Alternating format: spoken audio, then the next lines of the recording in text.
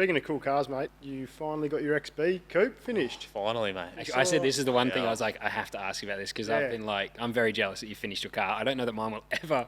I'm still looking at the uphill on my truck, and I saw you finished yours, and it looks unreal. It's a long road, man. Holy shit, it looks cool though, dude. Like I saw the photos. Was that at Motor X on the weekend? Motor X when I was in Kansas, So I was at the Speedway when it got unveiled. So I was sitting at the Speedway watching McFadden rip around, and then Gary Reid FaceTimed me, so I saw him pull the covers off it, which was a bit weird, but would have loved to be there. But it's like someone else with the missus. You're like, that's my car. I'd be delaying the do. I'd be like, nah.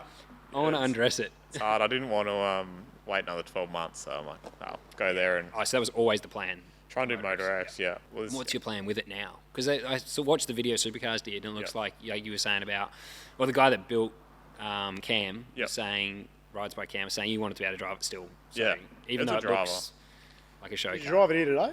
I didn't, mate. I've got to get it registered. I've got to get it registered. Did you have to get engineering and everything done on it? Yeah, so along the way we're getting engineering done. So I'd say half of that's already ticked off, but like I've still got to get it kind of dynoed now the engine's in. It got engine dyno, but a few things have changed. So you chuck it on a chassis dyno, like chassis dyno. I've got to get wheel alignment, just little things like that. And is it expensive to get the engineering?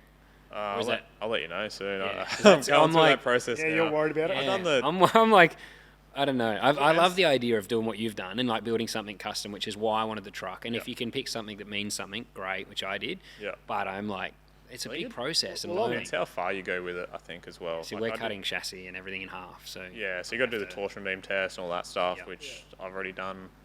Yeah, I'm a couple of grand to do that. The weird thing is, all the other stuff. The F truck would have failed every torsion test originally. Like the chassis is not boxed in.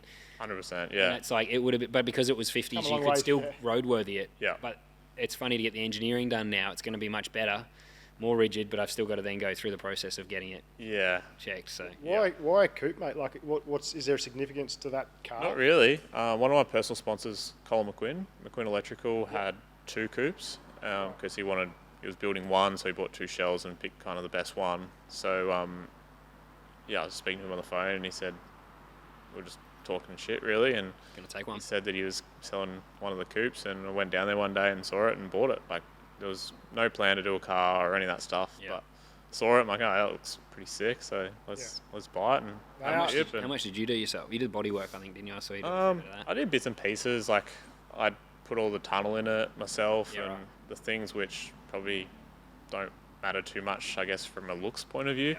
The fabricating on the fabricating, So that was a bit of fun. And got on the sandblaster and buzzed it all back, and it quickly kind of outgrew my skill set for what I wanted. Did you want that from the beginning? Like I didn't. I thought mine would be. I thought you'd be driving yours within 3 weeks picking it up. I thought I was going to keep the patina, and then as soon as I parked it, I was like, okay, that's going to change, and then everything changed over the next 12 months. It always does. Yeah. How long was the build, mate? From the time you bought it?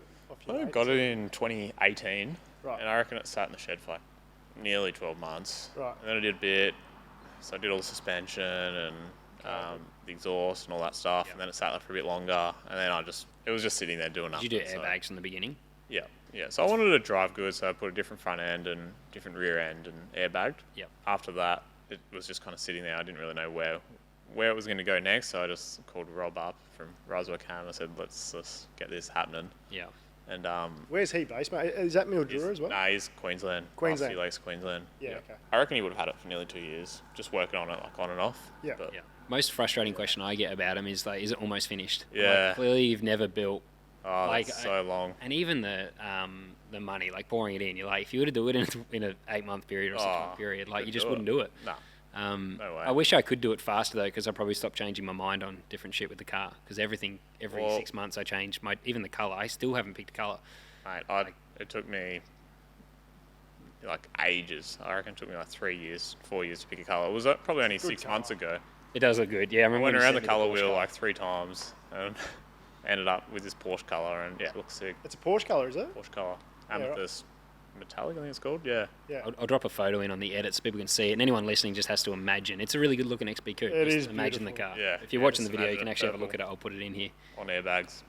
Very nice. But I actually bought an XP as well. Oh, yeah? So I bought an XP 4-door.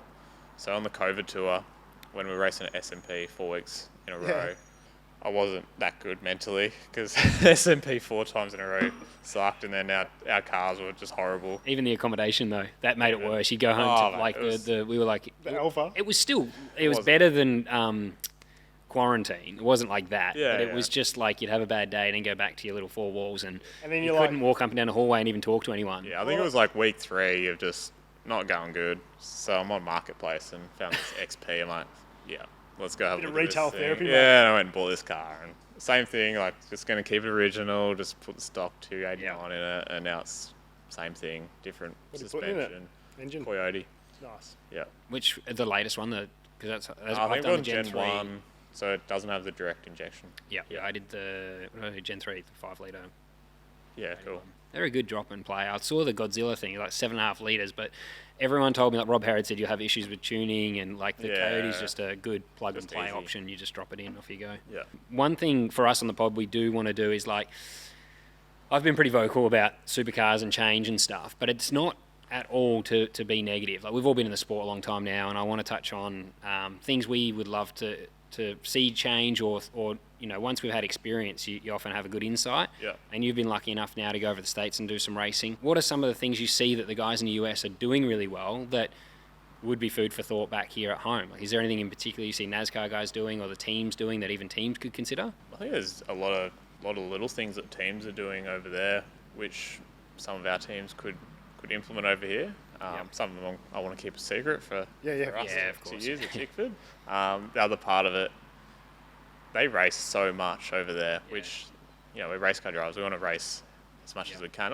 Obviously, there's a cost part of that as well. And then their race weekends, they're just like in and out. So I love that. It's crazy how little time they spend away for a race meeting compared to us. I don't know. I don't know if that categories though, do they?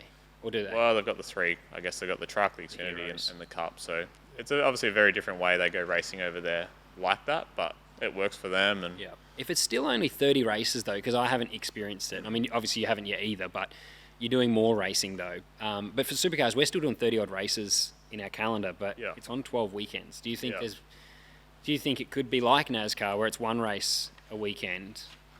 You know, I like that because it celebrates a hero more. Like the Adelaide 500, I'd love to see like Sunday being more like Saturday. Because Saturday, the sad thing is you win on Saturday, it doesn't seem to like get the credit because it's still the same points. It means the same, but Sunday's always the hero. So I'm like, well, why have such a big race on Saturday? We could do less racing on the same weekend and then race every second weekend or something like that. Easier on the crew, less time away. We can fly in, fly out. Because they're only doing 30. Like Shane's doing 39 races. We do 34 or something. I actually don't know what the current number is. I don't mind the 2 race format for us. Yeah. I don't really like the 3.